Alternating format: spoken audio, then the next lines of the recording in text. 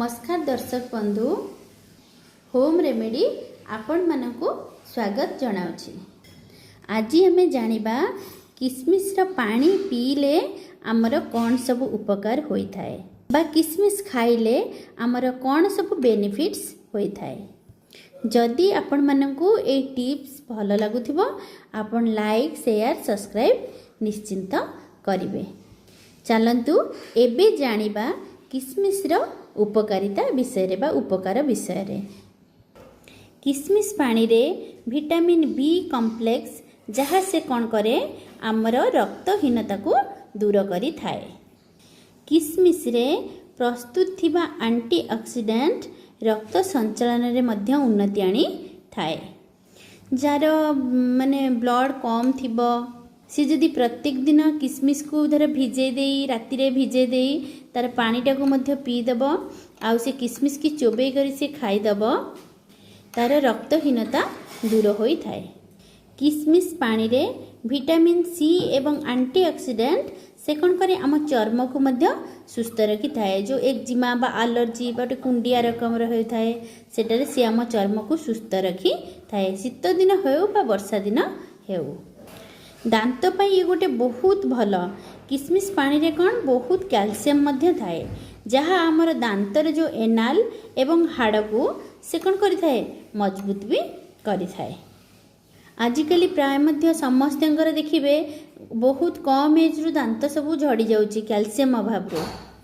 सी जदि regular basis रे किसमिस पानी की राति रे किसमिस को किछि बतुरे की सखाळु जदि से माने पानीटा को व्यवहार करंती सेथिरे कोन हबो दांत तांकर माने मजबूत रहिबो। किसमिस एक माने मतलब से जल बा एक वाटर एक प्राकृतिक औषध भाव में काम करे एवं कोष्ठकाठिन्य मध्य मुक्ति प्रदान करी थाए। किसमिस पानी रे आमर जो एंटी इन्फ्लामेटरी जो गुण रही ताहा से कौन करे आमर जो पाकस्थली बा जो आमर खाद्य नली अंतनली जोटा कि कहती सेटा को से कौन करे तार मध्य उन्नति आनी थाए। सबुठु गोटे भल कथा है आजिकली बहुत लोकंकर देखिए हेयर फॉल मध्य होची अल्प कम एज रु चुट्टी सब झड़ी जाउची जा शरीर गोटे किछि विटामिन हमर कम हेले संगे संगे कौन हबो आम चुट्टी हेयर फॉल हबा को लागिबो। किसमिस पानी रे कौन होची विटामिन ई अच्छी एवं अन्यान्य पोषक तत्व अच्छी सेति से कौन करे आम केश को सबले मजबूत करी थाए एवं केश झड़ीबा मध्य बंद करदेवे। आम रेगुलर जे आम 2-4 दिन खाईदेबा कहीं कमिलानी सेटा भाबानी आम रेगुलर आमको 15 दिन रु 30 दिन खाइला भितर आम रिजल्ट भल आसी थाए।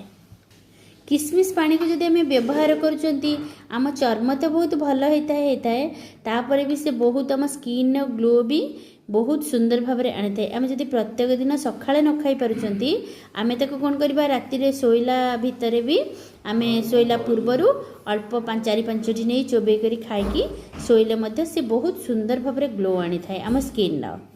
समस्ते किसमिस को खाइबे निज सुस्थ रहिबे परिवार अन्य लोगों को मध्य आपण सुस्थ रखी पारिबे। आज आम जानिले किसमिस रो बेनिफिट्स विषय रे। आगको मु एमती सुंदर सुंदर सब टिप्स धरी आसीबी। जदि आपण मानकु भल लागुथिबो लाइक शेयर सब्सक्राइब निश्चिंत करिवे। रहिली धन्यवाद।